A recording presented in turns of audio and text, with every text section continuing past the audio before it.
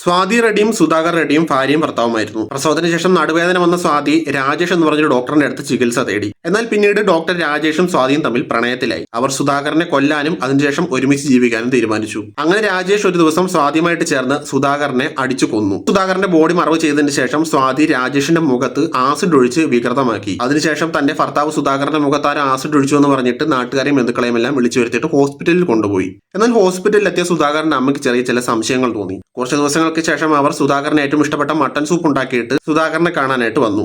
എന്നാൽ അത് സുധാകർ അല്ല, രാജേഷ് ആണല്ലോ. രാജേഷിനാണെങ്കിൽ മട്ടൻ സൂപ്പ് ഇഷ്ടവുമല്ല, അയാൾ അത് കുടിച്ചതുമില്ല.